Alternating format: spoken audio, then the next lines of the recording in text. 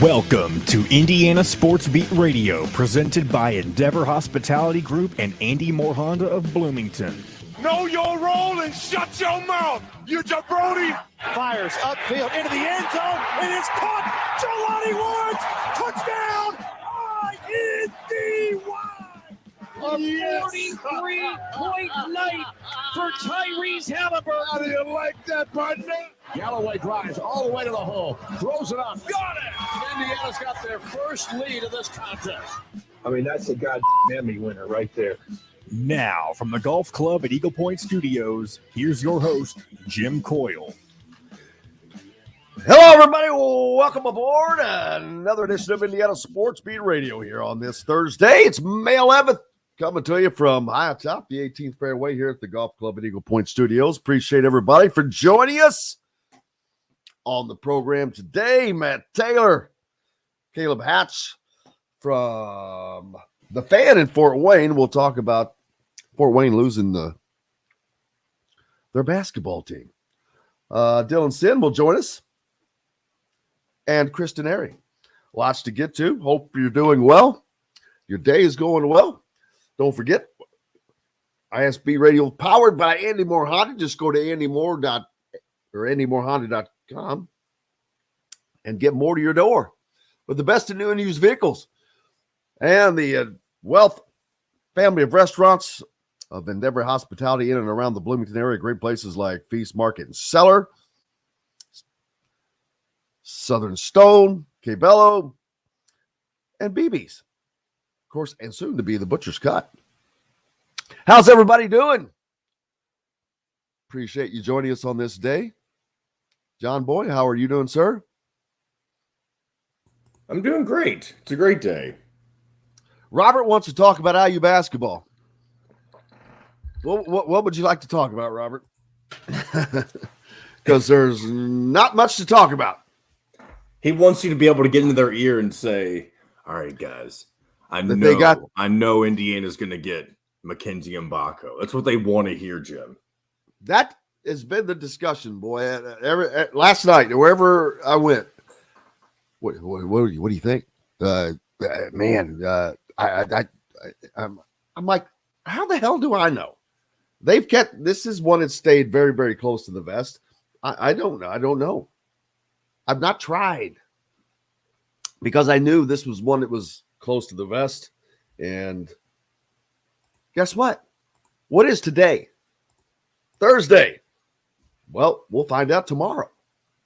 What time is Mr. Mbako announcing? You know what? I don't know. I don't know that a time has been given. But I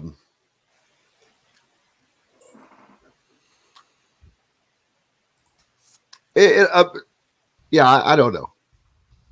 It's a good question. I don't know. They have not announced it. I didn't see a time yet, but is there a point to even guessing which way it's going to go? Why? I mean, not really. Wait till tomorrow and you find out. You can talk about all the various reasons of why you think this and you think that, but at the end of the day, it doesn't matter.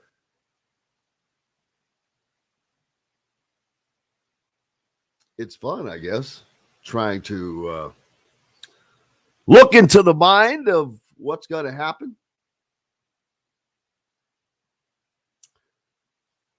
He says he thinks it's going to be Kansas because of dollars. Well, what Indiana has dollars. So I'm not sure why that. Why do you think Jalen Hood-Schifino came to Indiana? He didn't come for the great weather. I promise you. He was the highest paid player on the Indiana basketball team last year. It was not Trace Jackson Davis. So Indiana has dollars. Kansas has added 7 guys already. That's before you get to Mackenzie Mbako. He would be their 8th new player. So that's a lot of guys to pay. If you're talking about dollars, it's not. I cannot imagine it has anything. This is not about dollars. There's no way.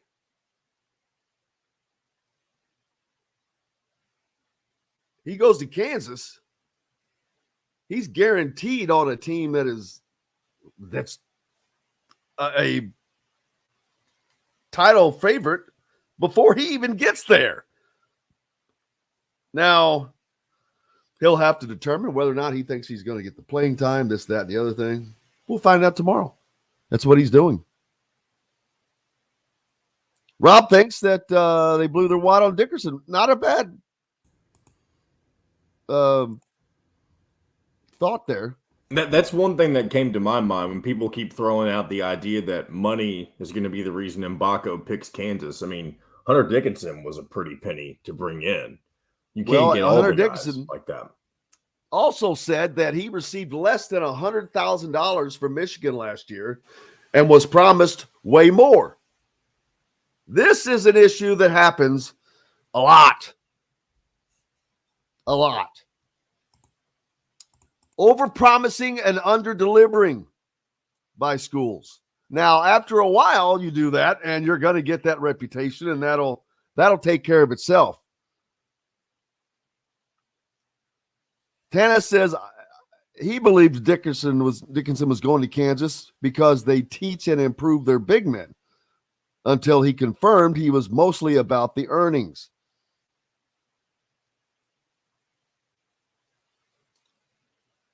Well, I understand in his position. I mean, he's got 1 year left. He has 1 year to make that money before he goes on. I mean, he could stay if he wanted to, which he very well might. Does he have 2 years of eligibility? Yeah, he's just a sophomore, right? Man, I thought Hunter Dickinson was already maximized his eligibility. No, not close. Man. Yeah, Indiana, the money is there. This is not about money. Not between Kansas and Indiana, especially when they've already added 7 guys, like I said. And I promise you that Hunter Dickinson is making a lot more than $100,000 now. That's how they got him. Also noted that both of these schools are Adidas schools. So I don't think that that's going to play into it either way. Adidas will probably he'll probably have an Adidas NIL deal either way. So that's a wash. Robert's ready for June 1st. Start practice. Robert, they don't have a roster yet, man. And as Harry points out, he'll be 23 in November. Man, he has to be a fourth-year guy at this point, but I guess that means he had the COVID season still. Well, of course he had that, but yeah, I didn't think he was that far along in school, but we'd have to look. It's going to be interesting. Heath asked, does Woody and his staff already know Mbako's choice? I don't think so. I really don't. I think that they'll be the first to find out either way tomorrow. Fred says that Hunter wants to go into radio after college. Yeah, for the real dollars. Wrong place there.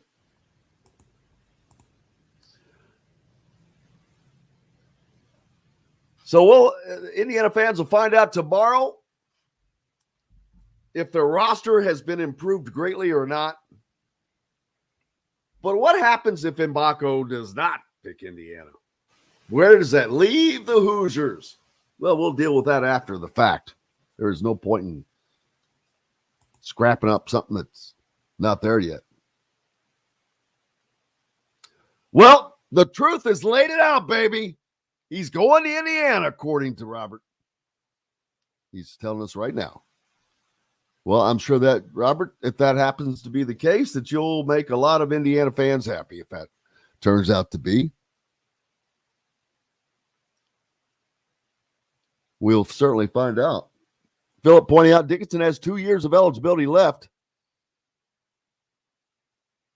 Pete's a big fan of him.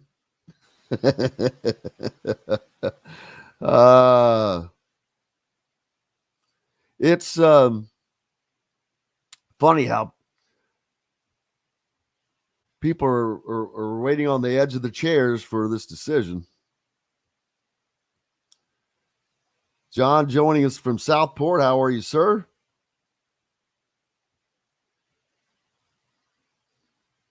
Indiana still needs a shooter, which Mbako can do that, but that's not his primary ability. I still say Indiana needs a starting 2 guard if they want to be elite. They need someone that can be equal to Xavier Johnson at the 1.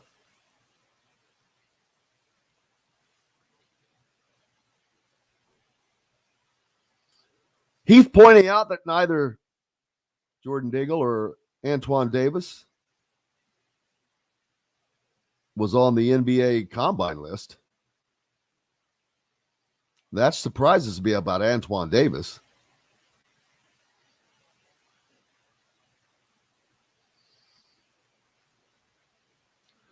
John asking if we think that CJ Gunn and Caleb Banks will break out. Well, they're certainly going to have the opportunity. They've had 1 year of college under their belt, and now the college game has turned into a 2-year deal for most guys. I mean, you need to be making some serious headway. And that's for coaches also. But by the second season, whether you're a player or a coach now in college basketball, you need to be making some serious headway, baby, or you're not going in the right direction. It's not a 3 or 4 year game anymore. It's a 1 and 2 year game. 1 and 2 year cycles. It has now become a 1 and 2 year cycle. Great. We've got to take a break. We've got lots more coming up here on this beautiful Thursday. Matt Taylor from the Colts, Caleb Hatch from the Fan in Fort Wayne. We'll talk about the Mad Ants leaving, what that has done to that fair city. Chris Denari will join us, and Dylan Sinn. Back with more right after this. We'll be right back to the Golf Club at Eagle Point Studios for more Indiana Sports Beat Radio with Jim Coyle, presented by Endeavor Hospitality Group and Andy Moore Honda of Bloomington. If you're in the I need to grab my coffee. Hey, my, rock and roll will never die.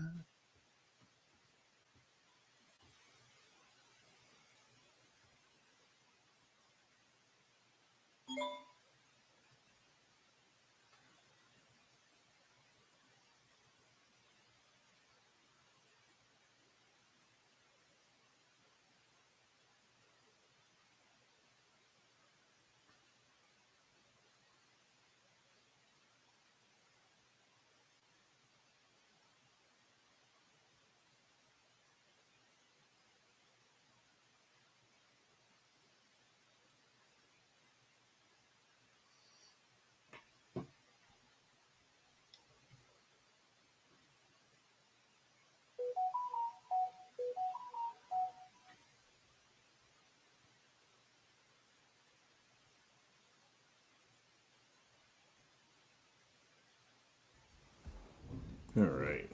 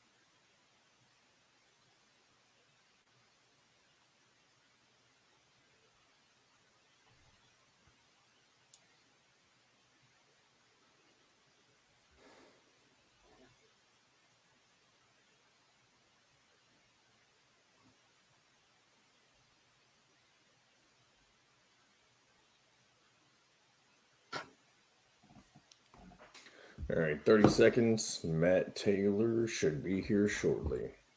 Is locally owned and operated by Endeavor Hospitality Group. Launched from a previous staple in Bloomington, the former Function Brewing, Metalworks Brewing Company is the culmination of a passion for beer, food, and custom metal art. Check out their custom growlers. Metalworks Brewing Company has an updated menu, new brews, and will be offered in all Endeavor Hospitality restaurants. Come taste with Dr. Hops' Brewing. Metalworks Brewing Company. Bring your passion and your thirst. This segment is brought to you by Southern Stone Restaurant. Now back to the Golf Club at Eagle Point Studios for more Indiana Sports Beat Radio with Jim Coyle, presented by Endeavor Hospitality Group and Andy Moore Honda of Bloomington. Hey, welcome back. I hope you're having a great day on this Thursday. It's May 11th. It's good looking here in Bloomington. Going to be beautiful. Today also marks the 50th anniversary of Indiana men's soccer program. And I mention that because the numbers are just utterly astounding.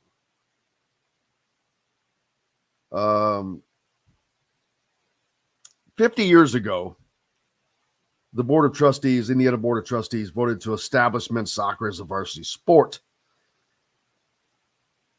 In the 50 years since then, no NCAA men's soccer program has won more national championships than IU with 8, more games than IU with 806, or NCAA tournament matches with 100 than Indiana. Indiana is also the NCAA's winningest program by percentage with a 77% winning mark. 77% winning over 50 freaking years, people. Last season was the 50th season of competition. It also marked the program's 22nd appearance in the College Cup Final Four and the 17th appearance in the title match, both NCAA records as well. They've been a program for 50 years. 22 times they've been in the Final Four. 22 out of 50. That's ridiculous.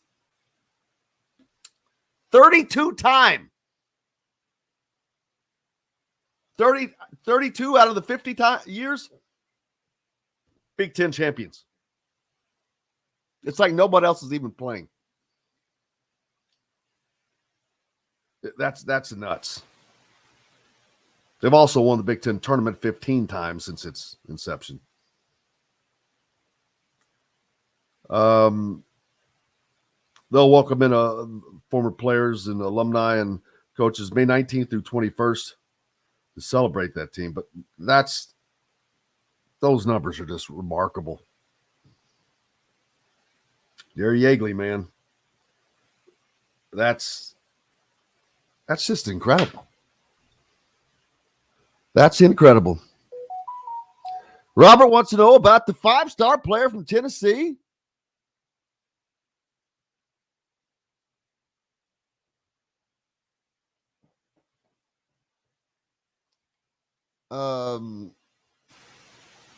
If he's just a regular recruit, I'm not sure that that's going to matter as much to people right now as landing Mbako. But it'll be interesting to see how the regular recruiting goes. We'll find out. It comes out, man. These kids make their decision. Absolutely.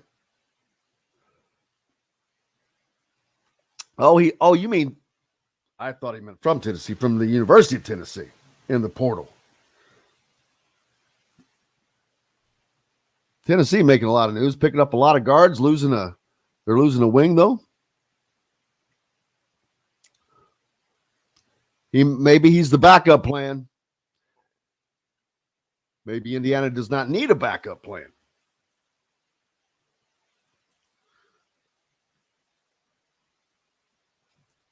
where it's going to be interesting, this decision. And I'm looking at it completely removed.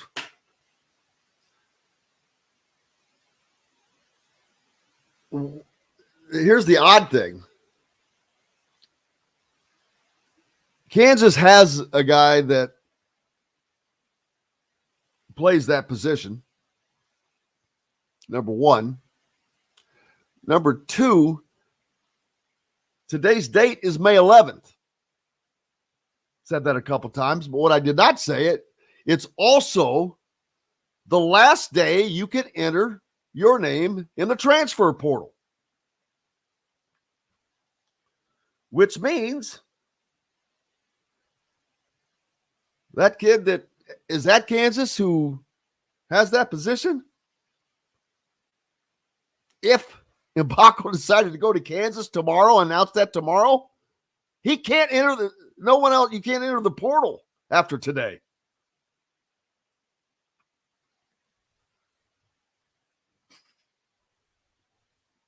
Is that ironic? The date of the announcement, May 12th? Or is it just coincidence? It will be interesting.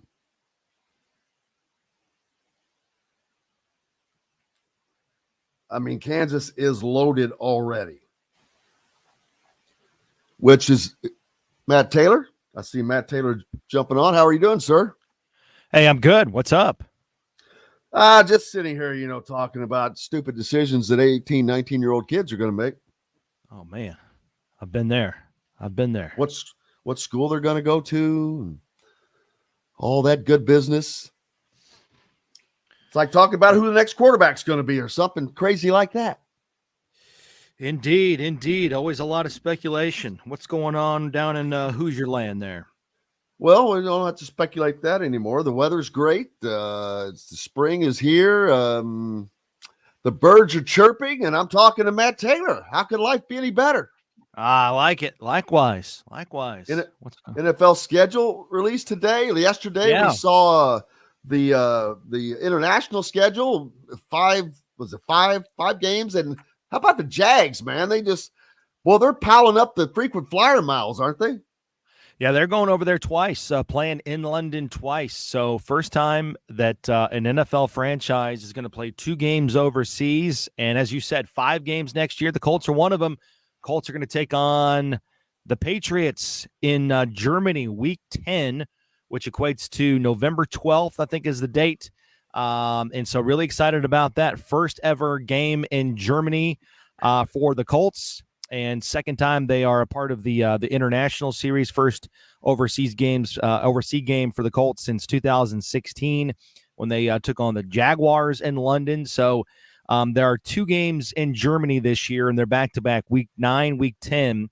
I got to double-check them. There might be – I think there's 2 games. But at any rate, there's 2 games in Frankfurt.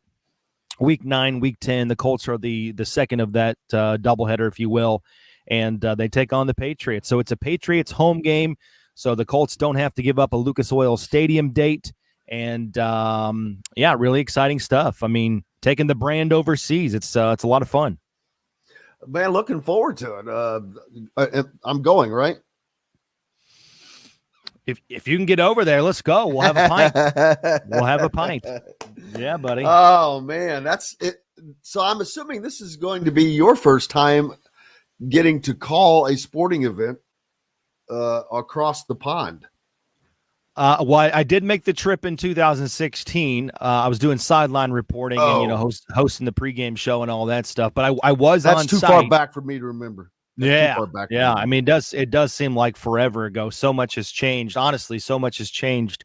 Just logistically and from a technology standpoint since then too. So, but yeah, I'm looking forward to it. Never been to Germany. Took 4 years of German in high school. Don't remember much, but hopefully, once I get over there and start hearing it around me, I'll be able to kind of put some things back together and be able to communicate, so to speak.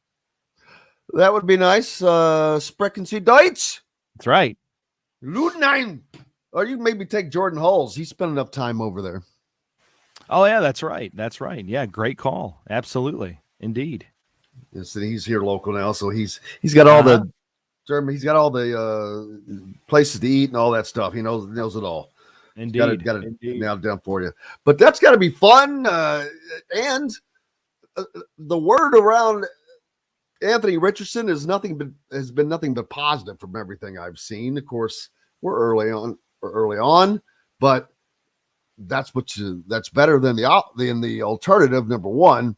But it's just been a lot of positives, which is good for him, because no matter what, if he ends up being a starter, not starter right at the beginning, I don't know that there's a position in professional sports that probably needs more positivity going in to the beginning of what they're doing than an NFL quarterback.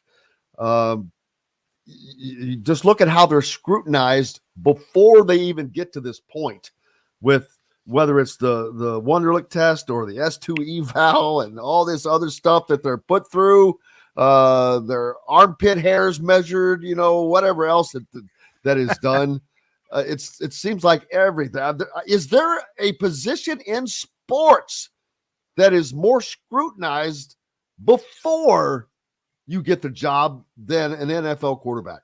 No, I mean, to your point, I mean, the NFL schedule is going to come out tonight, and not everything is determined by quarterbacks, but there's a lot that goes into primetime games and TV slots and windows based on quarterback matchups, and the sexiness of the games based on who the gunslingers are. So I do think there's a lot to that in terms of what you say.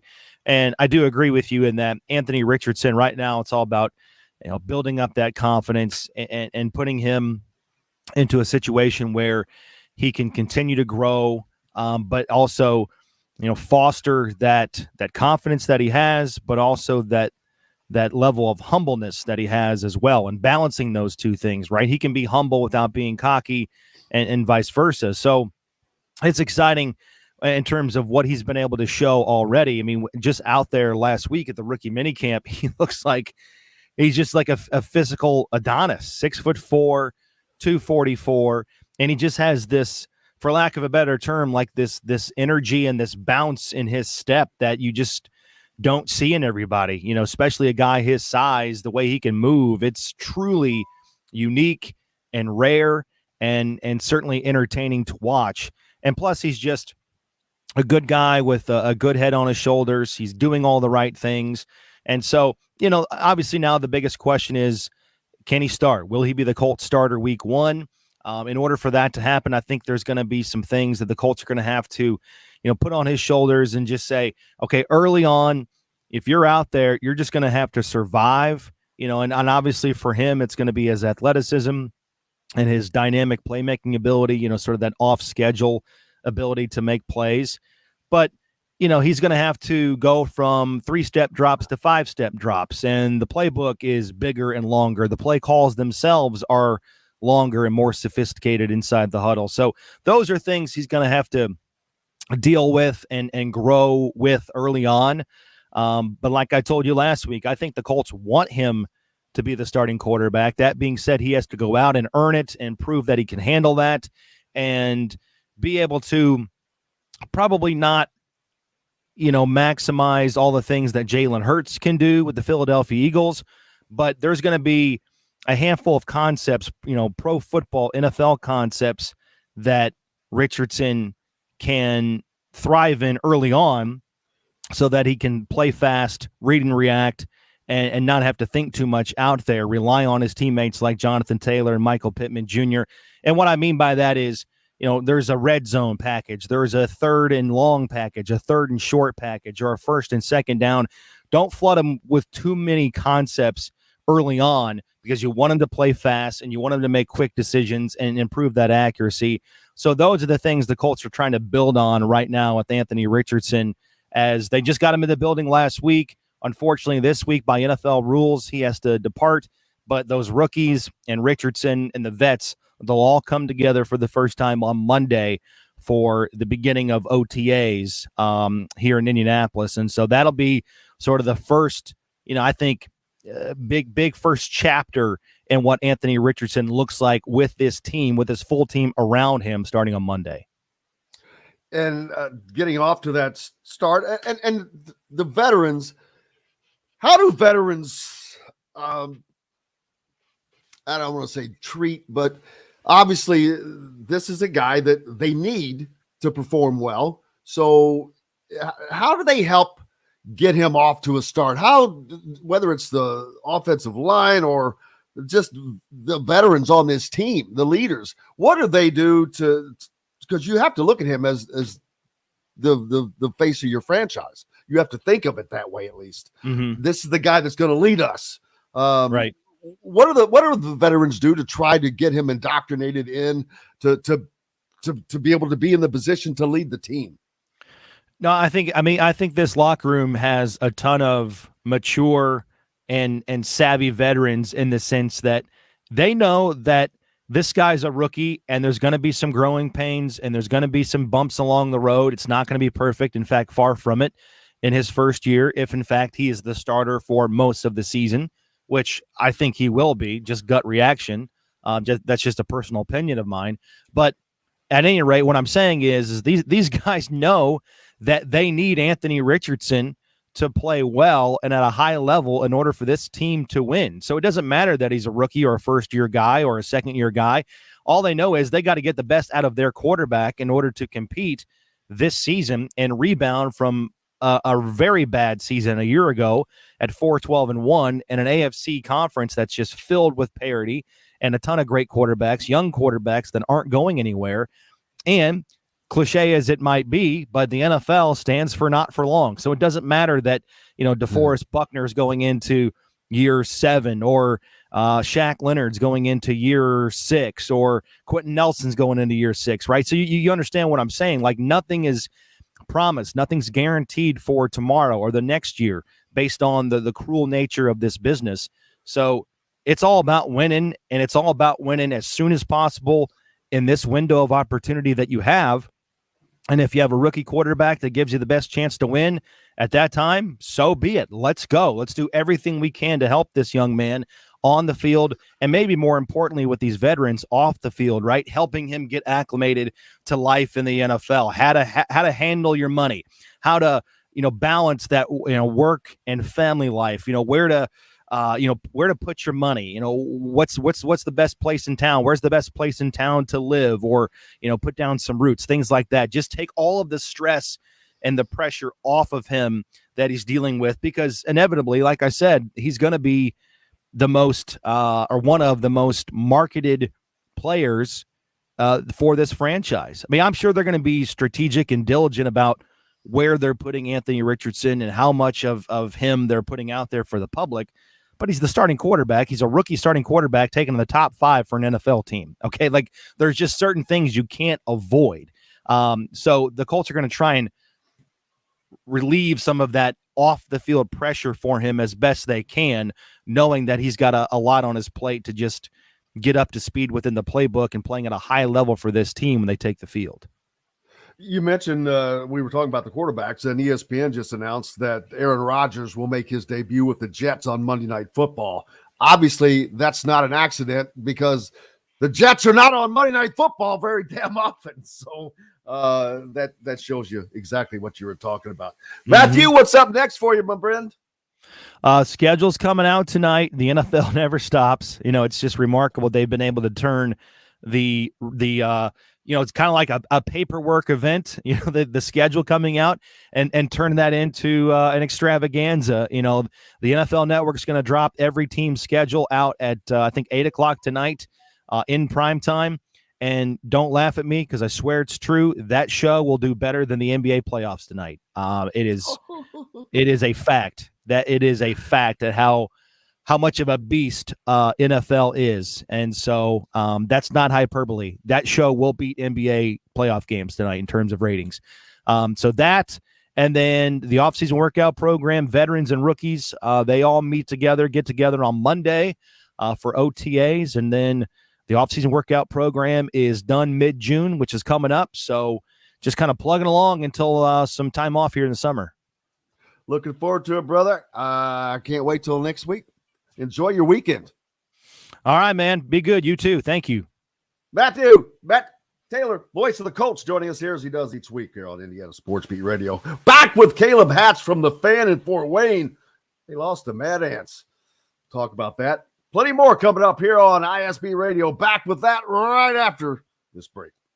We'll be right back to the golf club at Eagle Point Studios for more Indiana Sports Beat Radio with Jim Coyle, presented by Endeavor Hospitality Group and Andy Moore Honda of Bloomington. Whether Hey, Caleb, how's it going, man? Hey, Jim. First time I've ever got to see you, really. How are things going up north? Going well. It's been weird because Justin's dealing with a kidney stone since last weekend, so he's been in and out. So I was solo today, so that was fun. How old is he?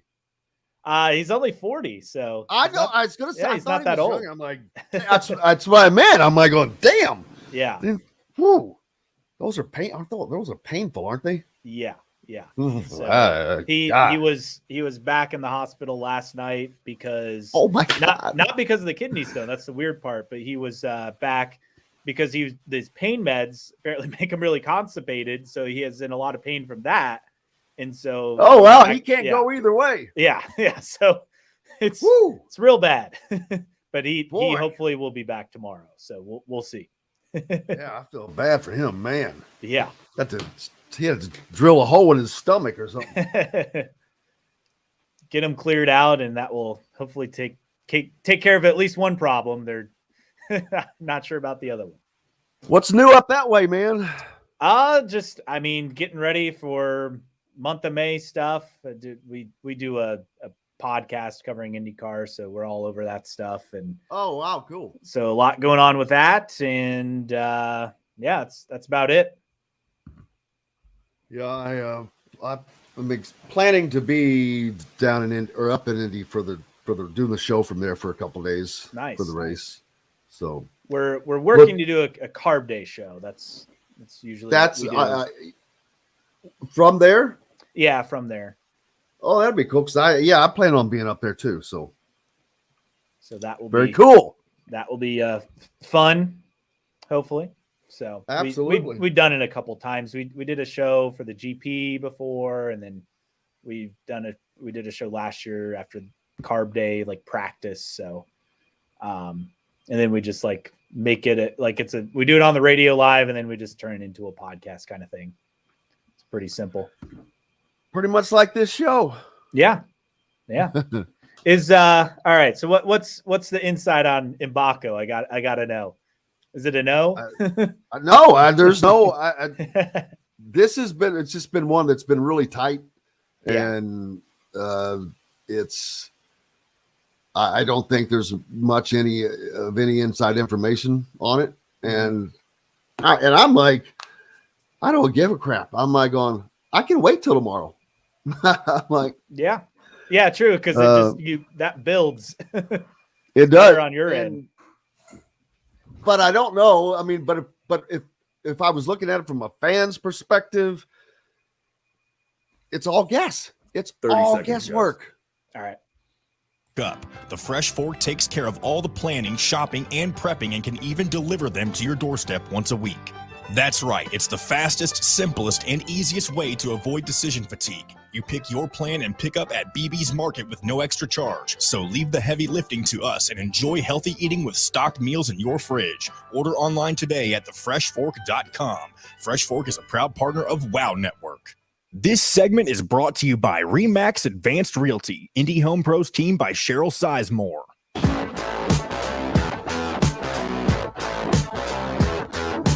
Now back to the Golf Club at Eagle Point Studios for more Indiana Sports Beat Radio with Jim Coyle, presented by Endeavor Hospitality Group and Andy Moore Honda of Bloomington.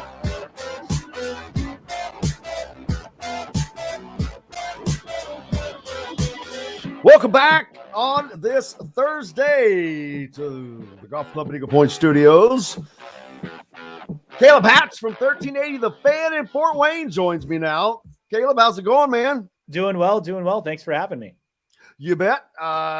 Fort Wayne making a little bit of news lately. Not the good kind that they want. Not bad. It's just they were on the losing end of the Pacers moving the Mad Ants, their G League team, from Fort Wayne to Noblesville, which is that going to end up being the closest G League team to the parent team? That's a good question. I know Cleveland used to have their G League team in Canton, then they actually moved them to Cleveland. So I don't know if you can top that one, but yeah, it'll be very that's close. Pretty close. Yeah, there you go. But I guess I understand it from that reason. They can use them. I don't know what the NBA rules are as far as practice and all that stuff, but whether it's development, because the Pacers Center, maybe that was the thinking there. But Fort Wayne, long-time sports town, big-time sports town. Hell, they had the Pistons. They had an NBA championship play there, I think. So long-time sports town. You got baseball still there, but that has to hurt losing a basketball team. Every time you lose a basketball team. Well, it's weird because Fort Wayne, yes, it essentially the birthplace of the NBA. Fred Zollner, the Fort Wayne Zollner Pistons, his house, his kitchen is essentially where the NBA was born as far as its current iteration. But basketball has come and gone. You had the Pistons leave after a handful of years declining attendance. Yeah, they made a couple of NBA finals early on. You had the Fort Wayne Fury, the CBA. And then you've had the Mad Ants. Now they're on the move. Mad Ants came in as then the D League back in, I believe, 2007 coming in, but the Pacers took over ownership after the 2015 season. And really since then, it's felt like there's been a shift in the community as far as the connection with the franchise to Fort Wayne. And they were always second fiddle in their own arena at the Coliseum, Allen County War Memorial Coliseum, where the Fort Wayne Comets are the big draw in town. They could, they average around 7,000 plus fans a game. So that was always the big challenge for them, is just dealing with the fact that they're not even kind of the prime team in their own arena. Yeah. And so in the area around Indianapolis on the other end is growing unbelievably. You've got Carmel, which is due north. But the area north of frickin' Carmel is unbelievable. It's crazy. Yeah, I actually grew up in Westfield. So when I was a kid, it was, and all this seems to be tiny little driven, town, by the way. Yes. I mean, Westfield did Grand Park, and I thought that'd be a massive boondoggle, and it's been a pretty big success for the city, hosting Colts training camp now. They've hosted some Big Ten soccer events as well, and a lot of big tournaments for youth sports. And then obviously Noblesville now building this arena to have the Mad Ants and whatever their new name will be in a couple years.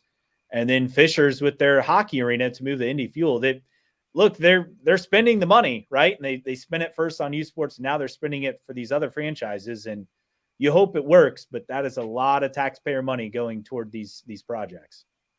Maybe they'll change their name to the Matter Ants.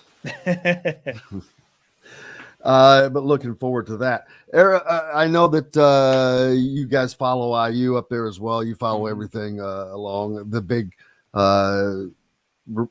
reveal waiting tomorrow. Mackenzie Mbako is the latest dream for Indiana fans, as he will be making his decision tomorrow. 6'8" wing, a position and player that Indiana desperately needs. Everyone is making their predictions, and I'm like, I got none.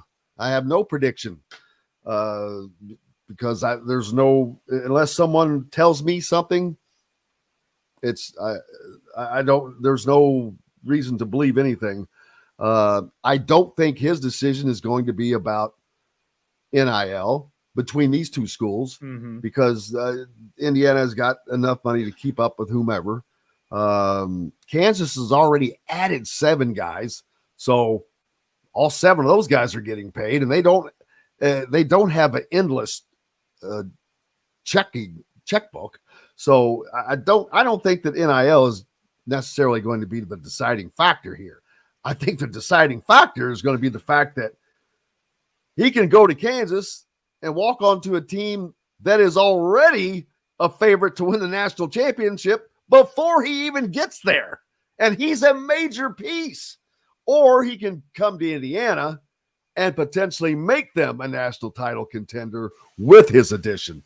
Big difference there. And the minutes has got to be different for him because of what Kansas already has. Yeah, I think this whole thing is interesting to me because Kansas goes out. You mentioned they had 7 transfers. Hunter Dickinson, obviously the big gem of that class, but also they have KJ Adams, and that's right in Mackenzie Mbako's, position. So you wonder how that plays a role. And yes, with Kansas, you're going to compete for a Big 12 title and a national title year in, year out. That's what Bill Self does. He has that program rolling and has had them rolling for a long time now. But at IU, look, we've seen Mike Woodson get these 5-star guys the last few years. He got Tamar Bates late in the cycle. He got Malik Renew late in the cycle. Could he get Mackenzie Mbako late in the cycle? That seems to be another thing that could come down the pipeline. And you just wonder when it comes down to relationship building with Mike Woodson, and he seemed to have a lot of success getting these top-level guys so far early in his tenure without really a whole lot to go off of, right? I mean, he hadn't recruited at the collegiate level. He's had a lot of success there. I think the other thing you look at with Mike Woodson is, players seem to gravitate towards him. He knows how to push the right buttons as far as what guys need to work on and what they need to improve, but also do it in a way that keeps guys, around and locked in if they're the right fit. And you just wonder, is Mackenzie Mbako the right fit for IU? Because he'll be a star from day one. He'll be a starter from day one. And the track record of Woodson sending guys to the NBA now. I mean, getting 2 potential first-round picks, that's a pretty good thing to add to your resume as a coach just after 2 seasons. Yeah, and something I mentioned earlier that I just happened to notice, today is May 11th, which it's May 11th, but it's also the last day you can enter the transfer portal. So tomorrow when he makes this announcement, it's too late for anybody else to get in. It's too late for anybody from Kansas to get in. Not that would happen. Why would you leave? The only reason you'd leave a team picked to win the national championship is if somebody just got recruited over, and that is a possibility. But that makes me wonder about the people on.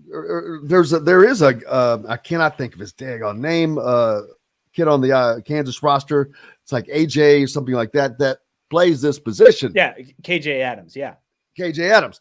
Well, he's that guy. If Mbako ends up going to Kansas, he ends up being that guy, and he cannot enter the transfer portal because it's too late. He missed it by a day.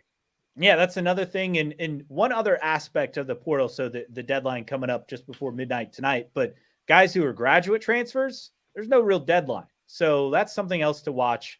We'll see some names roll into the portal, today and tomorrow and even through the weekend, because the email deadline is just 11:59. It may not, come out as far as so-and-so saying they're in the portal. But then on the other side, graduate transfer is still a possibility. So that's another thing to watch this weekend. But IU has some open slots, right? And we'll see who they can fill those open slots with.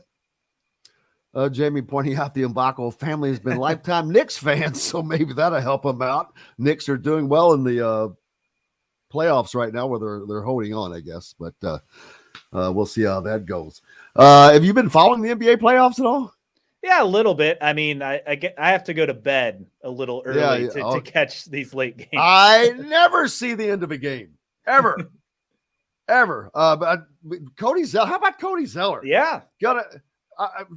In, out of the league, comes back, and now he's just a couple of games away from a freaking NBA Finals. That would be crazy. It's hard to believe what he's done, and it's really cool though to have Zeller and Oladipo, part of this kind of experience together too. Absolutely. What's going on? And make sure I tell everybody, if you're not familiar with, for those of you in the Fort Wayne area, I'm sure you are, but if you're not, you can always catch Caleb on 1380 The Fan there in Fort Wayne. You guys cover a lot of different things. Up there, you guys cover Notre Dame, Purdue, of course, IU, but as well as a lot of other things as well. Give the people an understanding where they can find you. Yeah, so 1380thefan.com or 1380thefan and 100.9 FM on your radio dial in the Fort Wayne area. Caleb and Kenny in the morning. We're on from 7 to 9 a.m. Eastern time, Monday through Friday. So myself and Justin Kinney kind of break it down. We talk about it all. IU, Purdue, Notre Dame, Colts, Pacers. We dip into college basketball, kind of storylines, college football storylines each and every day. And we look forward to joining the lineup there at the Fan. Yes, here May 30th. So yeah, can't wait, man. We're excited. Absolutely, we're all looking pumped up, to man. Absolutely. What's up next for you? Well, gotta go to the office, get done my daily duties after the show, but and then really start planning coming up for tomorrow's show. Looking forward to kind of what comes down. Obviously, preview of the Mbako kind of decision. I'm sure we'll touch on that, make some predictions, and the NFL schedule obviously getting released tonight. So I'm sure that will be the bulk of our show coming up tomorrow morning. Yeah, well, come on, preparing. Everybody thinks that you get done and it's over. You just walk away. I swear, man, I think people really believe that. But man, I can't thank you enough. Enjoyed it. Look forward to doing this again. Absolutely. Thanks for having me. Caleb, thank you. But Caleb Hatch from 1380 The Fan in Fort Wayne. We've got lots more coming up here on ISB Radio. We're back with it right after this. We'll be right back to the Golf Club at Eagle Point Studios for more Indiana Thanks, Sports Beat Radio with Jim Coyle, presented by Endeavor Hospitality Group and Andy Moore Honda of Bloomington. If you're in the thank you, man. Yep. See ya. Appreciate it. It was fun. Tell Rags I said hello, and I hope Kenny gets better fast. Yeah, for real. All right. See you, Jim. Thanks, man. Appreciate you. Yep. Bye.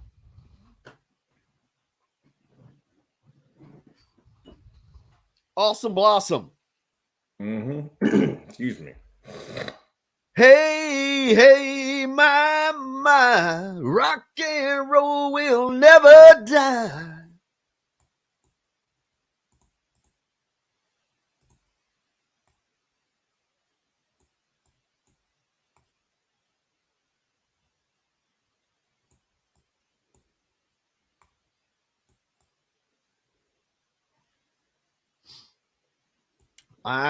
Jamie, I have that same question, but I don't.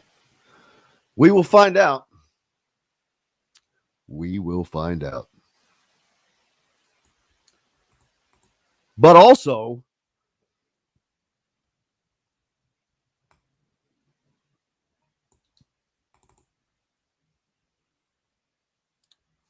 Indiana should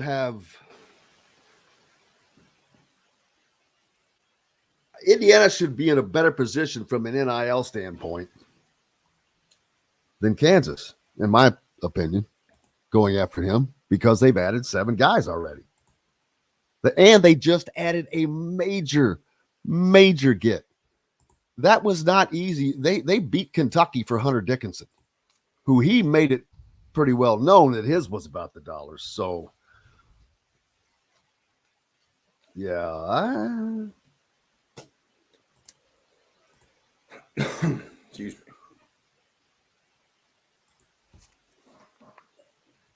Man, Rob Cassidy he put out a tweet. We have to shut Cleveland down until we can figure out what's going on. And he had retweeted. There's a picture at the baseball park. They have a hot dog that is covered in Fruit Loops. Who sits around and thinks of this stupid shit? People who are doing drugs, more than likely. Who the hell wants to eat a damn deep fried Snickers? I mean, I get it. It's just there has to be a point where you realize this stuff is beyond not healthy. No, people don't. It's stupid. It's that, it's stupidity. Yeah. It's stupidity.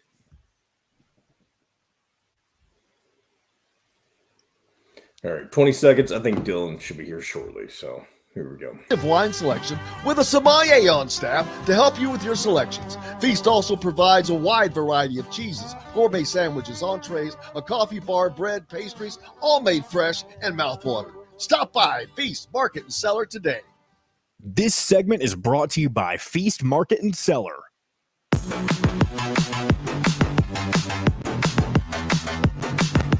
Now back to the Golf Club at Eagle Point Studios for more Indiana Sports Beat Radio with Jim Coyle, presented by Endeavor Hospitality Group and Andy Moore Honda of Bloomington.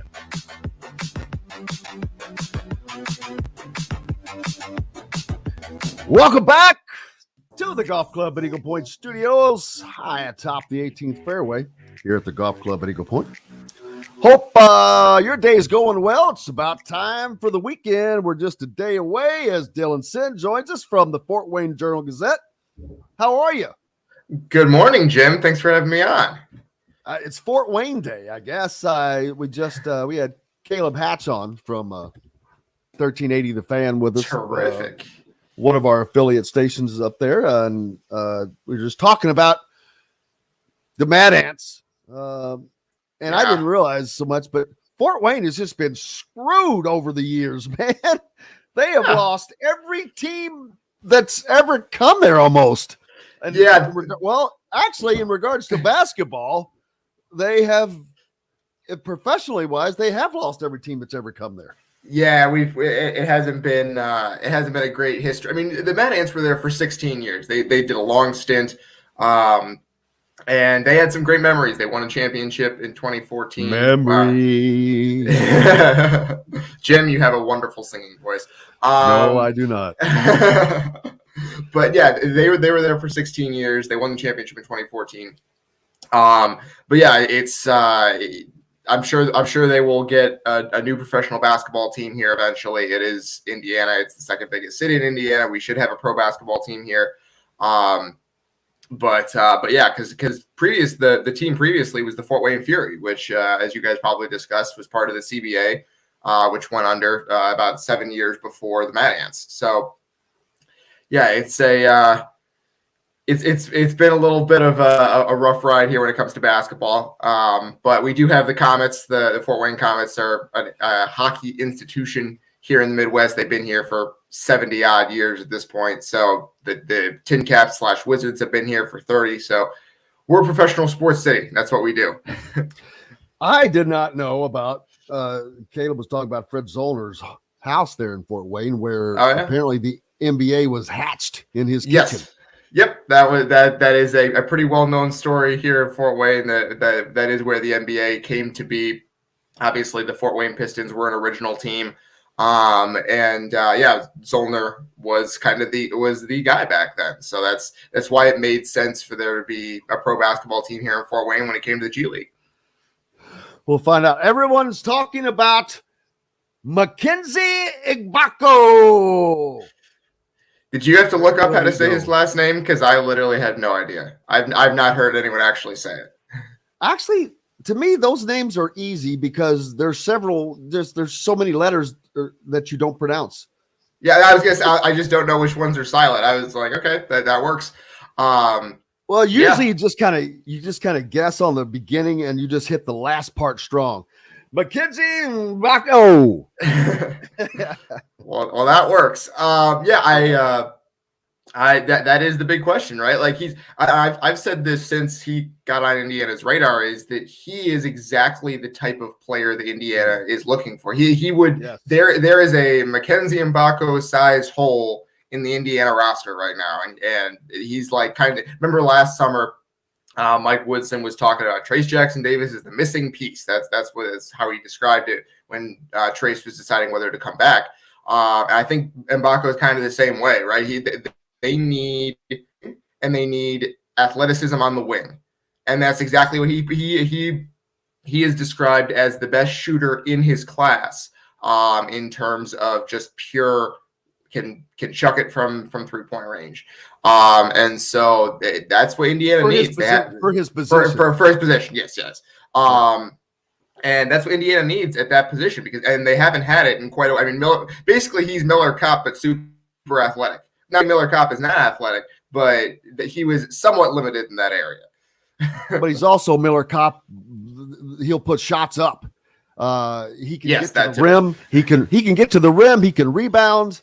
He can do a lot of things that I'm not. This is not against Miller Kopp, but yes, he can do a lot of things that Indiana needs. I sent out a tweet the other day that the position that Indiana has is there for the taking for him. Yeah, to be the starter, to be the main guy in that role. I don't know that that's the case at Kansas. Right. Not only is he not going to be the featured attraction, yeah, he's not even.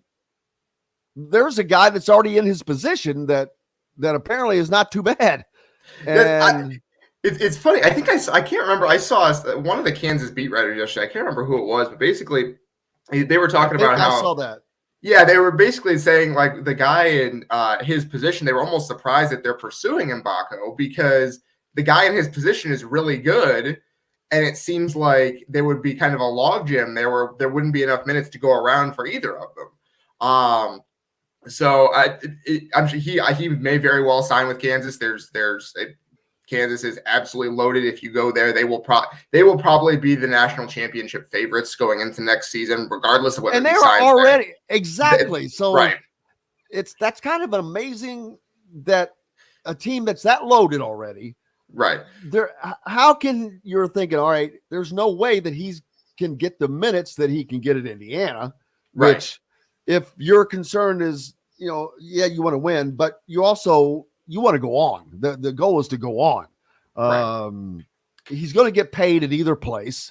Yeah. So is Indiana a national title contender? No. But with him, could they be? Yeah.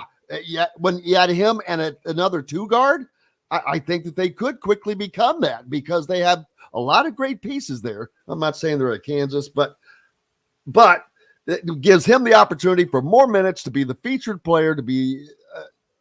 But I think that's and this is why the experience that Jalen Hood-Schifino had is pretty significant, right? I think it's something that he at least has to consider, and I'm sure it's a factor in Indiana being in the top two, which is that they brought in 1 5-star recruit I guess 2 5-stars in last year's class, but one that was planning on being a one and done.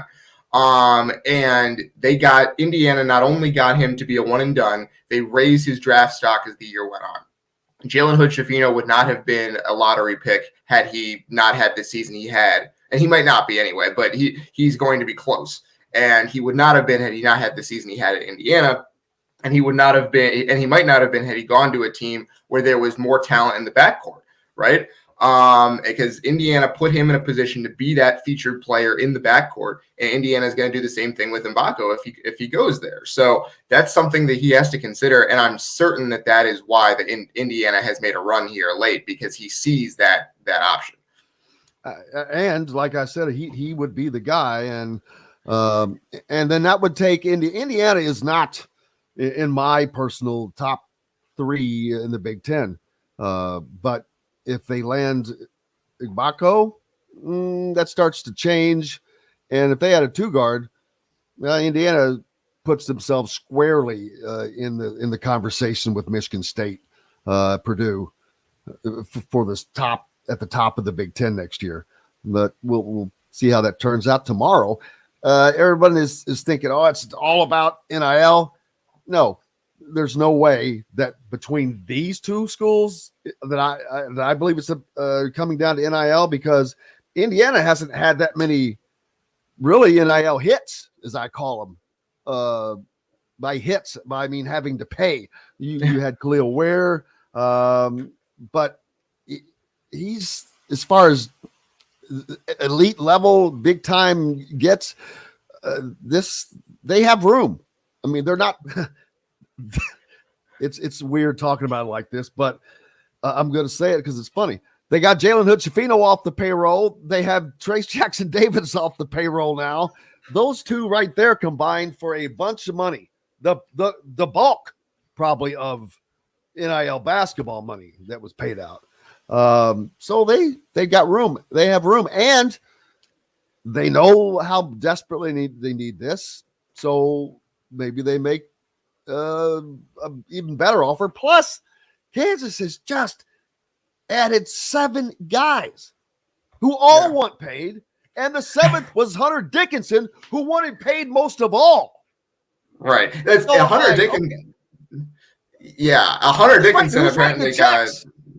Right. Well, it's Kansas, so there's always money in the banana stand, right? But you're right. Like I thought the same thing. There is, right? Like it's Kansas. It's going to be very tough for Kansas to lose someone because they don't have money available. But you're right. They have paid out a lot this offseason. Hunter Dickinson made that explicit when he talked about not getting 6 figures at Michigan.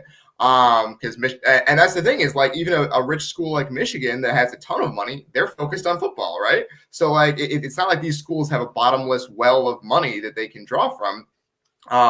And so I wonder whoever we never got any clarity on who the guy is who paid the $10 million to get Archie out of there by himself a couple of years ago. Get him to write a check. Is he available? What can he do? Oh, I'm sure he's available. Yeah. Mattress Mac, baby. They need Mattress Mac. Yeah, right. He was down at the Kentucky Derby. Mattress Mac individually changed, and every does so every year now, changed the odds on the Derby. Oh, yeah, because he placed such a big bet. And they literally watch him placing his bet, and then after he places his bet, you see the odds. They changed. Crazy. Yeah. Yeah. But yeah, you need some Mattress Mac money. That would guarantee that, man. I'm kind of, yeah, we'll see. I think people are going to tire of that, though, at some point. They're going to tire of writing checks. They're going to tire of this constant money drain, I think, unless you just you're making so much money that it's ridiculous. I'm not that person. Maybe Dylan is that person making so much money they can just keep tossing it out. But I'm just thinking at some point, some of these guys are going to get tired of writing checks, but some of them just have more money than we can fathom. Yeah, I mean, and that's been the thing, right? Is right now it's kind of, and you've heard this term a lot the last couple of years, but it is kind of the Wild West, right? It's these guys basically saying, I want to win a championship. What is it going to take? What is it going to take to make sure that that happens? And what I think what a lot of guys have realized over the last couple of years is there's no amount of checks you can write that is going to guarantee you a championship because the other team has checks too. So I think eventually this is probably going to stabilize as these guys are like, all right, I want to win a championship. I want these guys, but let's try to rein this in a little bit. And maybe it won't. Maybe we'll just keep going like this for a while. And it'll just be until there's some kind of employee structure put in place, because that's pretty obviously where this is headed, is these guys signing actual contracts and being looked at as employees. James Franklin said as much a couple of weeks ago. It's just a question of how fast do we get there. But at that point, I'm sure there would be some kind of salary structure put in place. But yeah, these guys, like, they want to win a championship, and right now they're trying to buy one, and it's not really happening because the other guys have money too. Jamie asking, when a player graduates or leaves the program, is the NIL contract voided? Is an NIL deal only a season at a time? Well, NIL deals are set in a way to try to keep the players in town. By that, I mean to fulfill their obligations, you generally have to be here. You couldn't transfer to Oregon and fulfill your obligations. Therefore, you would not get paid. But a lot of times these guys are paid half of it, like up front. I don't know how, but I think that there should be contracts. I'm like, you know what? Everything is trending in the players' favor almost to an unbelievable degree. It's swung 180 degrees and hard from things being against the player. Now it's so pro that it's too pro. They have so much freedom. They have more freedom than anybody. They have more freedom than professionals do. And that, literally. Right. And I mean, and that's the thing is that if I think a lot of players would welcome contracts, because the secret of this is that all these guys that enter the portal, and we've seen this in college football, especially Colorado is a great example, that all these guys, there are a lot of these guys that enter the portal that are basically told in no uncertain terms by their coaches, hey, you're going into the portal. You don't have to go home, but you can't stay here. And so, like, basically they're getting cut without actually saying they're getting cut, right? And so if you had contracts, you could avoid that kind of thing. So I think there would be stability on both sides if you got to a contract structure. Now, of course, no one wants to go, well, the NCAA doesn't want to go to a contract structure, and the schools don't want to go to a contract structure, if at all possible, because that says that these players are employees, that they have rights outside of just being students. And that's kind of the third rail that the NCAA doesn't want to touch, that it's been fighting against for so long. But it seems like that's where we're headed. It's so much instability that it feels like we're going to get there eventually. Russell says he believes that a Kansas player entered the portal yesterday. Okay. And I'm trying to find that up real quick. Or he might be talking about Julian Phillips, the former 5-star McDonald's All-American from Tennessee, who entered the portal, who was one of Indiana's first offers when Mike Woodson got the job. And I was looking at his stuff.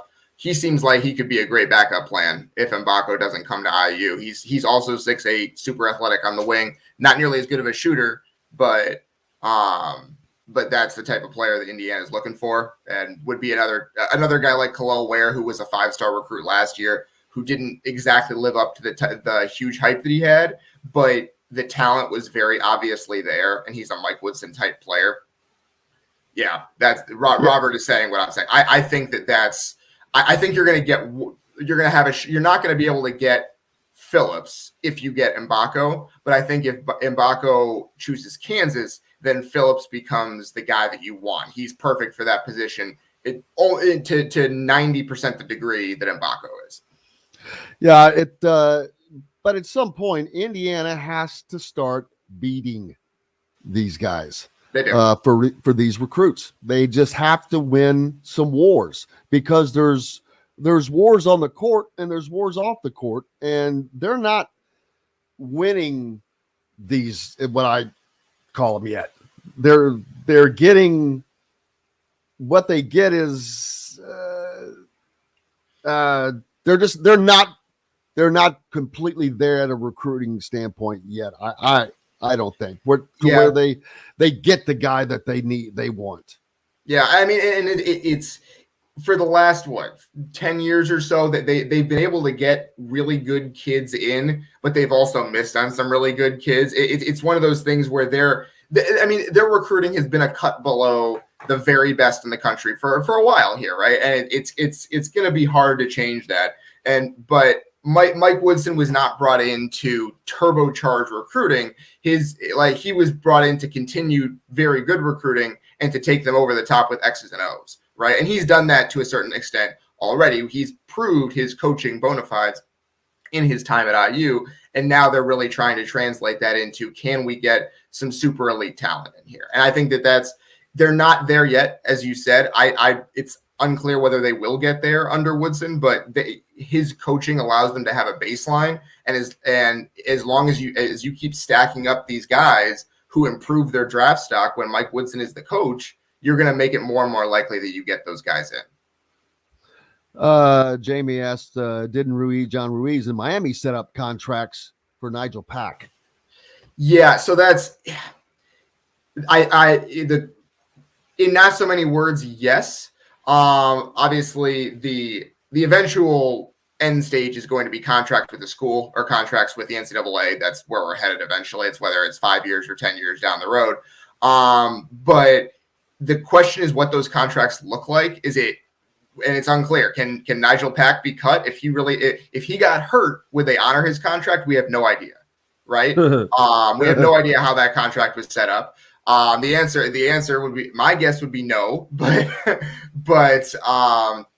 in not so many words, yes, he did set up a contract. 2 years, 800,000 was the number that John Ruiz himself put out there.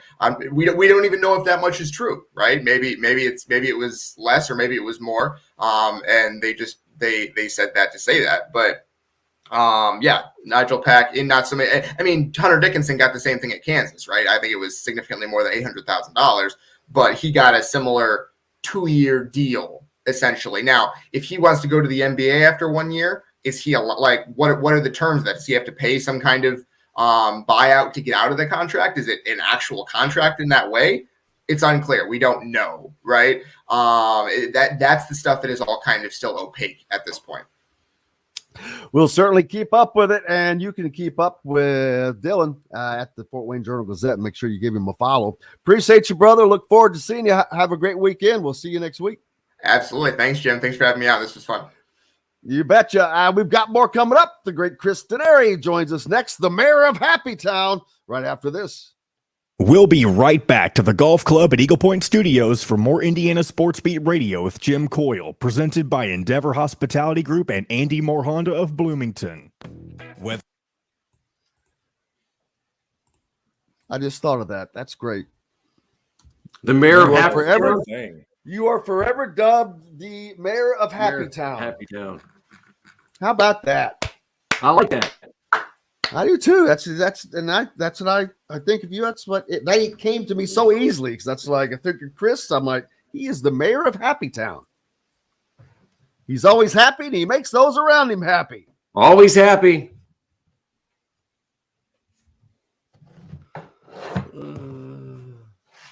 I'm probably finally going to bring my golf clubs out of the basement today. Haven't touched them yet. My.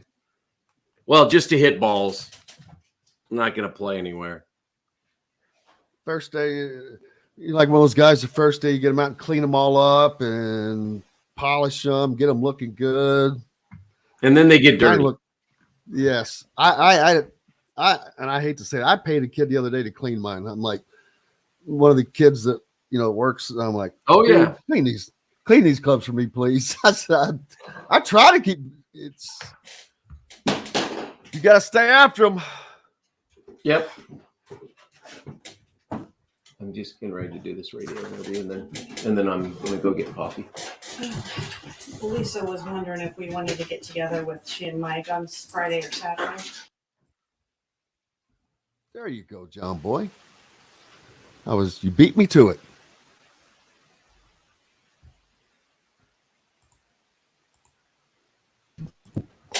Yeah, that's how I started. My first job making money was cleaning clubs. I was in junior high. It's now Honeywell Golf Course. It was Wabash Country Club up in Wabash. Wabash. Yep, I was 8th grade, and I cleaned clubs. You need to write a book. The travels. Why do I have all these? Too many text messages. What's up, Izzy? You coming in? Yeah, the dogs are just waiting for their Starbucks run. They're looking at me like, why have we not gone yet?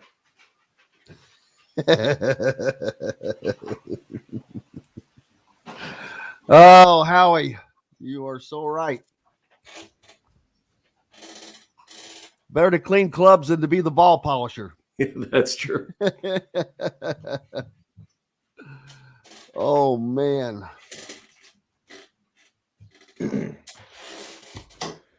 All right. 30 seconds, guys.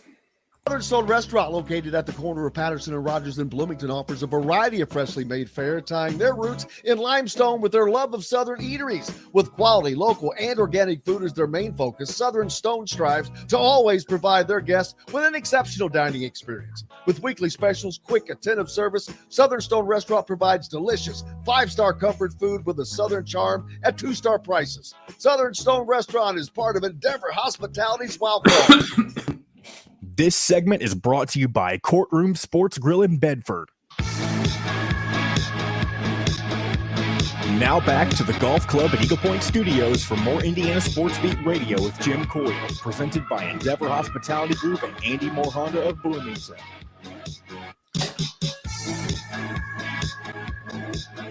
Welcome back to the Golf Club at Eagle Point Studios on this beautiful Thursday as we welcome in Chris Denari, the voice of the Indiana Pacers. How are you, sir? Hey, I'm doing great. Beautiful weather out. I told you I'm finally going to get the golf clubs out of the basement. I think I'm going to go hit some balls today. I have not yet played, so looking forward to that. But yeah, it's a beautiful day. Track opens tomorrow for the road course race. I will not be a part of the broadcast on Saturday. I will. My first opportunity to be on air will be on Carb Day in a couple of weeks, and then I'll be in turn 4 for the Indianapolis 500, the final Sunday in May. So, but I'll be out there. I'm going to go out there a little bit tomorrow, pick up my credential. But looking forward to the month and seeing what's going to happen. I mean, they're expecting over 300,000 again. Much has been made about the blackout, and I understand both sides of it. But the one thing that's pretty cool is when you're a part of the radio network, Jim, and everybody in Indianapolis and surrounding areas can't watch the race. So many people tell me that their tradition during the month and on that Sunday is to listen to the race on radio and to be a part of that and to be sharing that information. A pretty special day. Well, I will be honest. You don't have to be a fan of Indy style racing. You necessarily don't even have to be a fan of racing, but there's just something about the sound. If you're outside and there's a radio on that has the Indy 500, it's just the most unique sporting event to hear called because how well you guys do it, but of how it is set up. It is just nonstop, bam, bam, bam, bam, and there's only 4 turns, right. But yet the action, but the way it's broadcast, it's twice double that. It's a relay race in essence. Yeah. You guys are handing that baton off, and you do it with such great artistry. Well, we've all done it for so many years. This will be, for me, in turn 4, it'll be year 22. And that's hard for me to believe. My first year, I worked in the pits as a pit reporter for 2 years in 1999 and 2000. And then my first year in turn 4 was 2001. So it's hard for me to believe I've done this for over 20 years. But it's just like being a part of a team. There's a trust factor because you can't see all of the track. I mean, I can see them going into 3, short shoot into 4, and down the front straightaway. There's a real trust factor that you have to have with your teammate. And for me, that's Jake Query, who's in turn 3. I really have to listen, to his call and to where those cars are and who's out in front.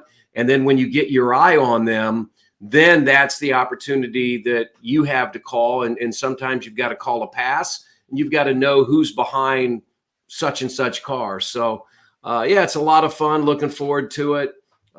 Again, for us, Carburation Day is a huge day because it's almost like race day. All 33 cars will be out on the track. And so we will call Carburation Day in a practice form, just like we're calling the race. You actually answered partly a question that I was going to ask next. From where your position, right? First of all, do you have a spotter? I do have a spotter. Yes. And that spotter can be key because as I'm looking at the cars coming out of the short shoot and in turn 4, most of the time I'm focused on the leaders, right? And so I've got to keep my eyes on the cars who are the leaders. So for those of you who are seeing our video, my head will turn as I follow the cars.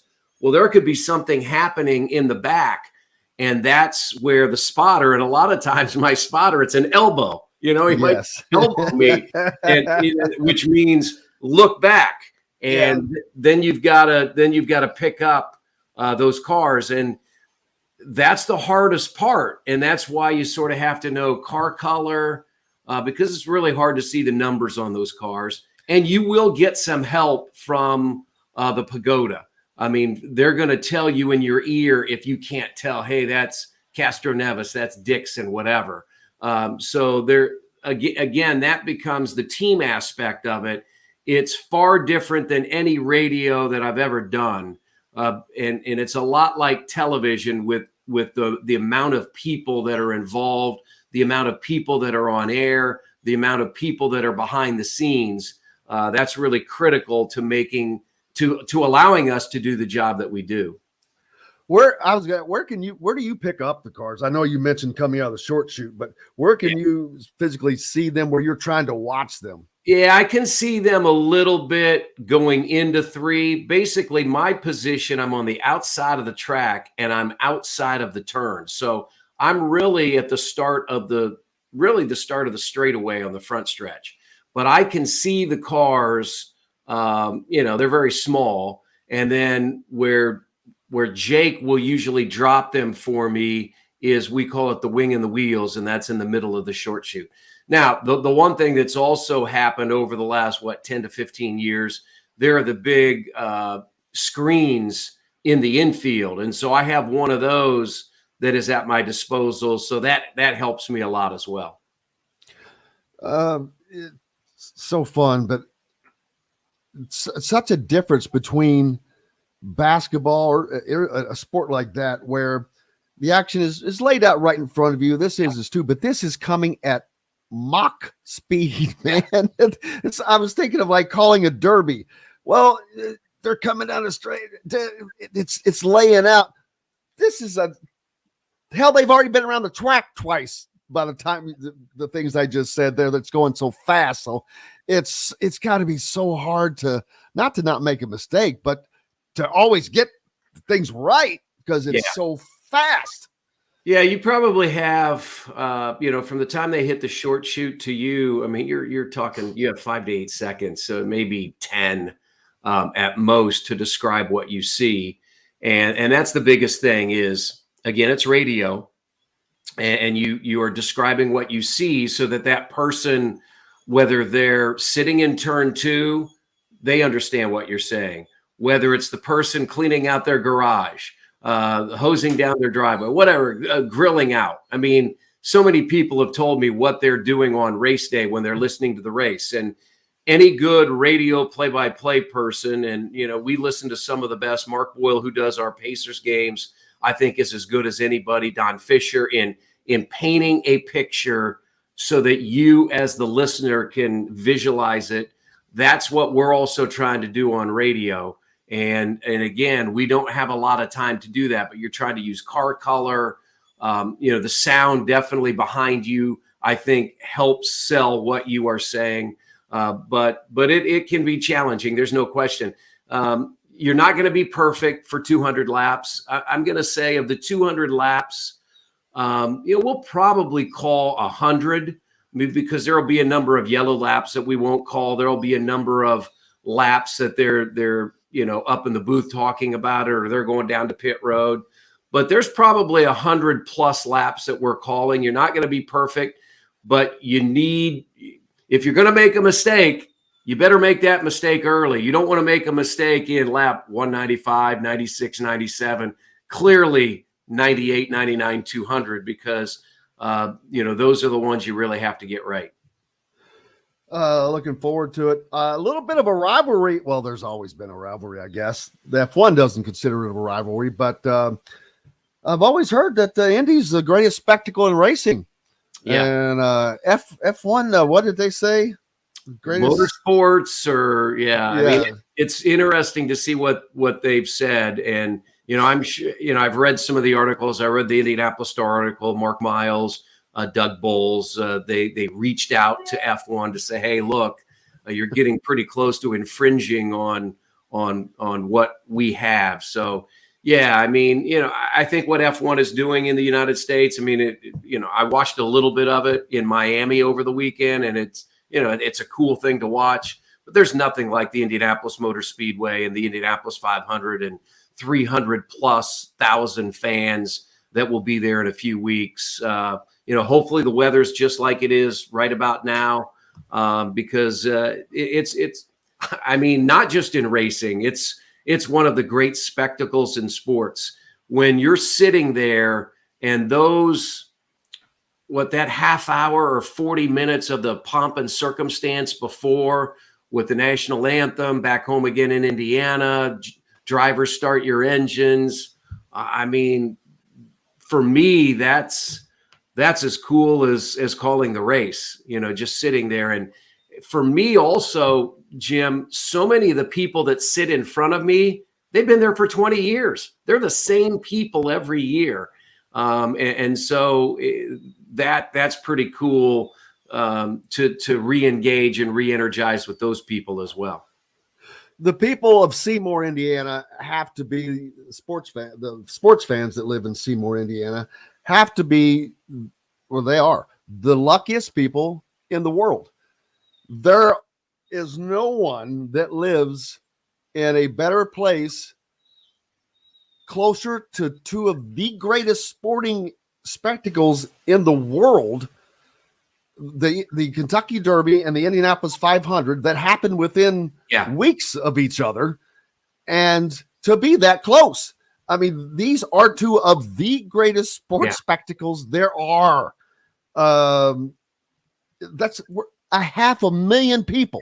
Yeah, come to these two events. That's a great point. I mean, you think about I-65, and I my first job out of college was in Columbus, at Tri-WY radio station in Columbus. So I've worked in that area. But you're right, for those people in Seymour, that in the month of May, you can start your May by going to Louisville and Churchill Downs, and then you can end your May at the Indianapolis Motor Speedway, and you live right in the middle.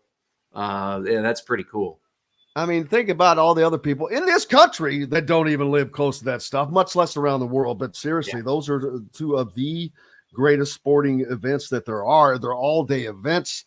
They're looked upon for so long.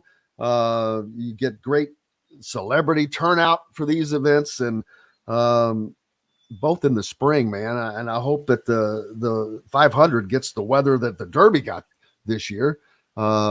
And the races, the Derby was a great race last year. The Indy 500 was a great race. It's sports, things are just getting better, it seems. The NHL, which I don't follow, their playoffs have been tremendous. It's just crazy. The NCAA tournament this year, it's nuts. Yeah, NBA playoffs have some of the best ratings they've had in 20 years. Just been phenomenal games. You've got a game 6 tonight, Philadelphia and Boston. You've got a game 6, Phoenix and Denver. Tomorrow night, you'll go back with another game 6, New York and Miami.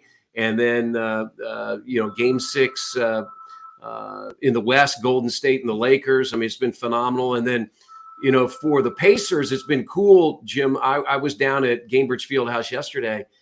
So many of the players are at the Ascension St. Vincent Center working out already, getting ready for next year. And Tuesday night is a big night. It's the draft lottery. We'll see where the Pacers are going to draft. They right now are in that 7-8 slot, but there's a chance that they could move up. So that'll happen on Tuesday night.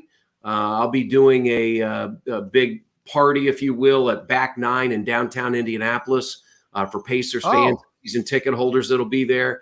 And then that'll set the stage for then a month from now, the NBA draft. So, still a lot going on as far as the Pacers are concerned. Grace Berger and the Indiana Fever have a preseason home game on Saturday against Dallas. She played really well in the exhibition opener. A lot going on here in Indianapolis, month of May. Weather's good. So looking forward to it. And, looking forward to joining you again next week. We'll know where the Pacers are going to draft in June. And we'll be getting ready for qualifying at the Indianapolis Motor Speedway for the 500. And we'll know if Cody Zeller and Victor Oladipo are going to be playing the NBA Finals or not. Yeah. How wild would that be for that pair? Yeah. To pretty much end their careers going to the NBA Finals together. Yeah, it's too bad for Victor that he got hurt again. But it's cool to see Cody, back in the NBA. Hats off to him after not playing the entire year, being a late signee by the Heat. And yeah, that's pretty cool. Thank you, sir. I hope you have a great rest of your week. Okay. And a wonderful weekend, Chris. All right. Thanks. Thank you, buddy. Chris Denari, the voice of the Indiana Pacers. We've got lots more coming up here on Indiana Sports Beat Radio. We'll be back with that. Brought to you by the Ugly Grouper down on Anna Marie Island in Florida for all of our Floridians. Back right after this. We'll be right back to the Golf Club at Eagle Point Studios for more Indiana Sports Beat Radio with Jim Coyle, presented by Endeavor Hospitality Group and Andy Moore Honda of Bloomington. If you're in the Hey.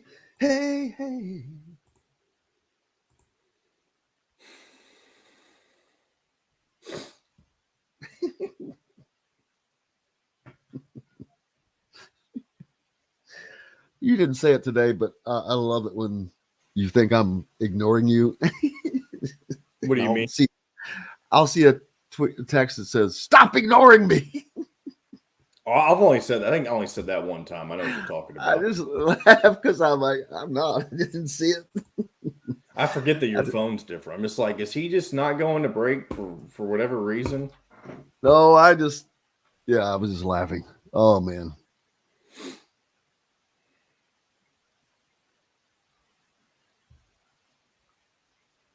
I can't remember what was going on that day in terms of guests, but I was like, he's got a break or something. We're going to get behind on whatever it could have been. Oh, here we go.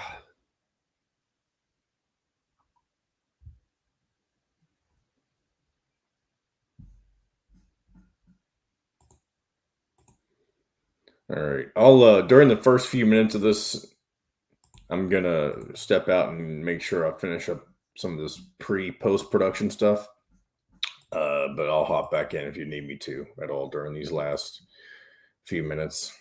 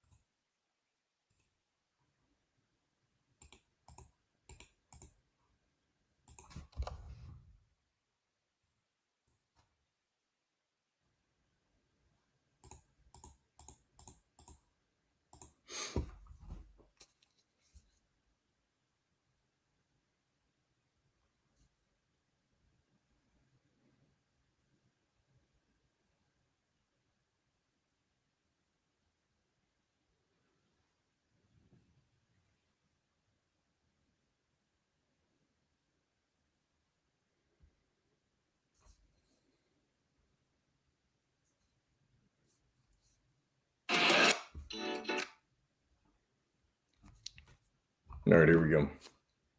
A staple in Bloomington, the former Function Brewery, Metalworks Brewing Company is the culmination of a passion for beer, food, and custom metal art. Check out their custom growlers. Metalworks Brewing Company has an updated menu, new brews, and will be offered in all Endeavor Hospitality restaurants. Come taste with Dr. Hops' Brewing. Metalworks Brewing Company. Bring your passion and your thirst. This segment is brought to you by K Bello.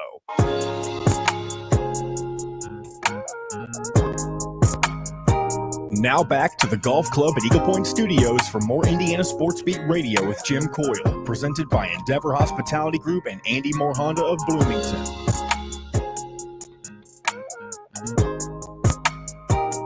Welcome back here on beautiful Thursday. Golf Club at Eagle Point Studios. Speaking of Kansas in the transfer portal, right on cue, Ernest Uday, a center for Kansas and a 4-star in the class of 2022, plans to enter the transfer portal per Andrew Slater. Uday's decision to transfer follows Kansas adding All-American center Hunter Dickinson from Michigan. And this is just happening. So the fact that Hunter Dickinson's addition is just now causing this, again, it makes you wonder, where is that room for Mbako? Playing time wise. But he's a former top 50 recruit, Uday, the guy they're losing. But he was a freshman. Hunter Dickinson is experienced. And they got him for 2 more years. So they don't have to develop this guy. They've got a guy that's already developed. That's the game. That's the game now.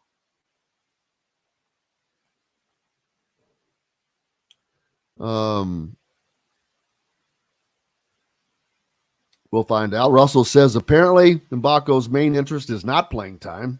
He had that at Duke, according to him. So they say. Well, we'll find out. Yeah, it usually happens that way, doesn't it? Gives us something to talk about tomorrow. Jamie pointing out all the breaking news happening. But, it gives us something to talk about tomorrow, like I said.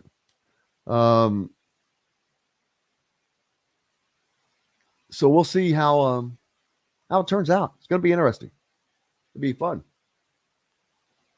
What stinks is this announcement will come after we do tomorrow's show.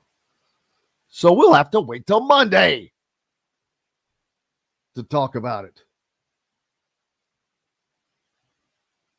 Which certainly wish that wasn't going to be the case. But it is what it is. And that is not changeable. It's just, man, Kansas is becoming the new, but you know what? Having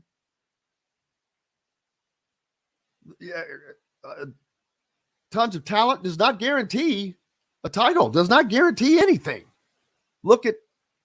I started to say look at Kentucky, but then I stopped myself and realized that Bill Self is a much, much better coach. So there's a huge difference. Kansas is now Kentucky with coaching, in essence. Becoming, they're on their edge of becoming Duke under Krzyzewski. You have to remember, for all the success that Kansas has had, they only have, I believe, is it 4 national titles now, or they have 5 now with the recent one in 2 years ago. And 2 of those were from the 50s and prior.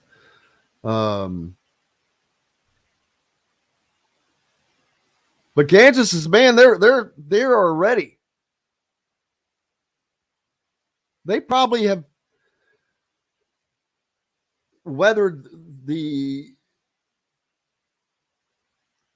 progression into the NIL era better than any other big-time program. Duke had a coaching change. Timing. And that probably worked out well for Duke. They're right at the end of Nike paying for a lot of players and the changeover. But what is going to make Duke, just because they've won in the past? Indiana has won in the past. You still have to win. Look at Kentucky. They have all the talent in the world. They're not even the best team in the damn SEC. So there's more to it than just having and buying talent to winning. It's all got to come together. These guys have to all stay healthy.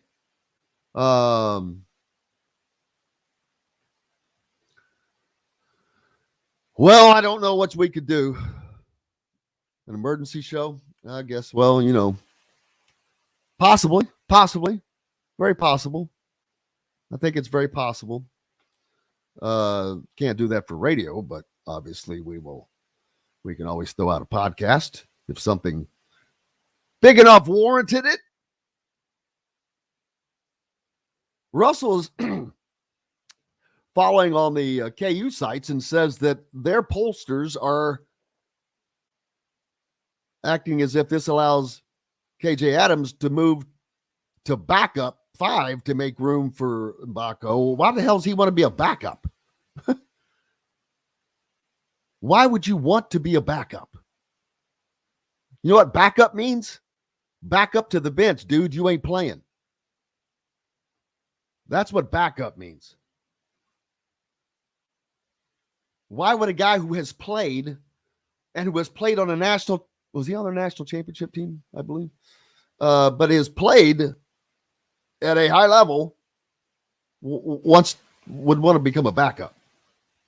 Nobody wants that. No competitor. Nobody that's competing is going to easily accept, oh, we're going to bring this guy in so you can be a backup.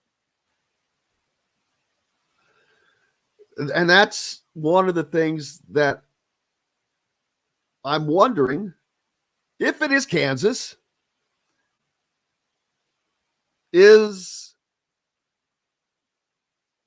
Kansas being told in advance enough to where if KJ Adams wanted to do something different, that he would be allowed to? And that would be putting his name in the portal by midnight tonight.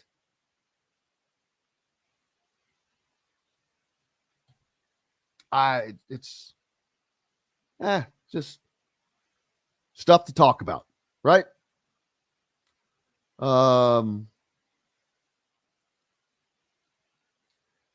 Jamie says, not hearing anything. It's just entering the 11th hour for portal. Yep.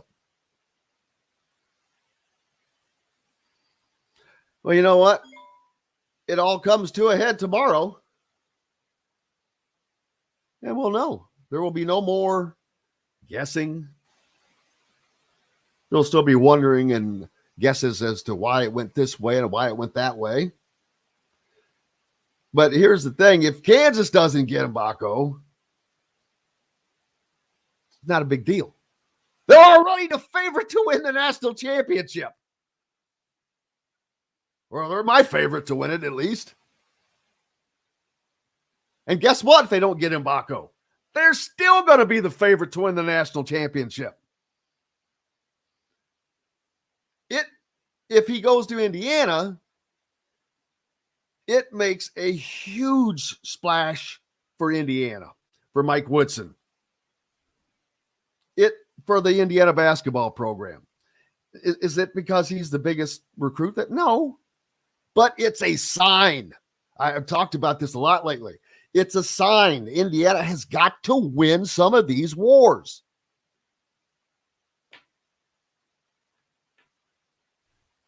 They need to beat these, and not only win some of these wars. I'm not talking about beating Kent State. I'm talking about beating Kansas for a recruit.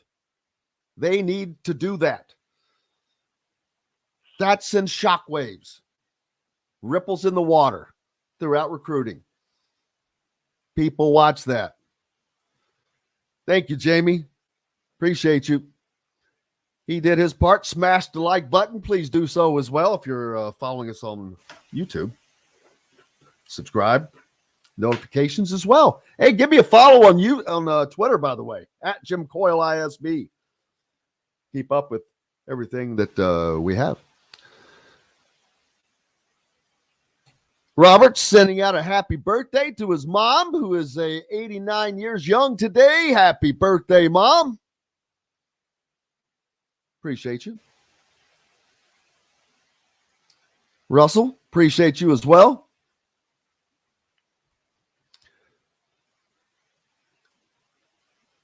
Appreciate everybody. It's almost the end of the week. Russell says now only 2 Kansas scholarship players returning. That, man, it's amazing. Think about that. This is a team that won a national championship 2 years ago. This is where we are, people, in the game. 2 years ago, they won a national championship. With the latest entry into the portal, 8 new roster players next season. 8. That is where we are. Do you know how hard it is for a normal program to do that? It's easier for Kansas, obviously, but you still have to get the right guys, and it's a lot easier for them, obviously.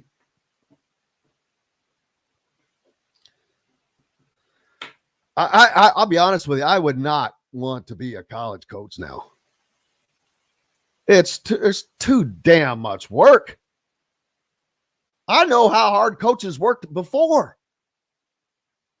And it's recruiting has just doubled. It's nuts. Thank you, Michael.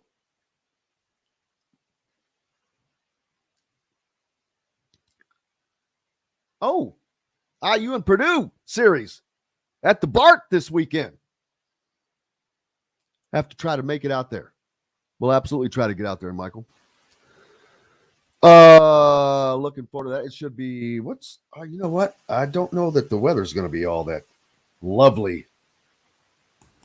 Yeah, I think we're coming to a bit of an end with the nice weather for a few days and some storms potentially rolling through.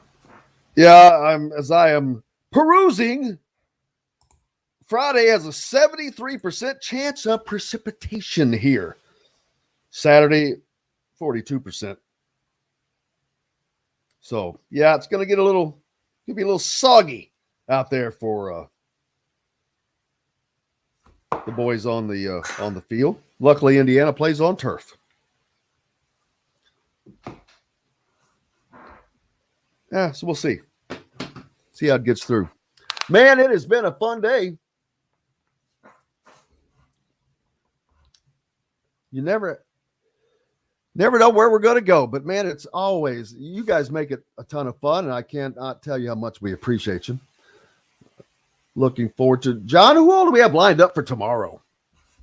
Tomorrow, we actually have several guests up in the air, including one of our regulars, but Mr. Zach Osterman should be with us. We may hear from a couple of others. We may see the return of Jeffrey the Greek to get a spring college football update. And we'll see what else we can. Do we have one? I can't remember if we have anybody else. About Alec? That's one of our. I don't think we'll have Mr. Alec tomorrow.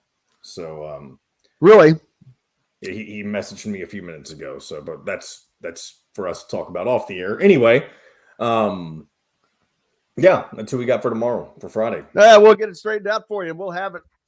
We'll line that out. But always looking forward to that. Cannot wait. I can't wait to do it again, man. It's a blast. It's always a blast getting to talk with all these great people. And I cannot thank them all enough. Matt Taylor from the Colts, Chris Denari from the Pacers, Caleb Hatch from 1380 The Fan up in Fort Wayne, Dylan Sinn from the Fort Wayne Journal-Gazette. Looking forward to it. And I cannot wait to come back tomorrow. Big thanks to John, the producer, for keeping us between the white lines, and mostly to you guys. Without you, there is no reason for us to be here. We're back tomorrow to do it again. Until then, I'm Jim Coyle. I will see you on the radio. Thanks for listening to Indiana Sports Beat Radio. Be sure to subscribe to our YouTube page for more clips and team coverage of Indiana basketball, football, and more. You can also find full episodes and tons of other content on thehoosier.com. We'll see you next time for another edition of Indiana Sports Beat.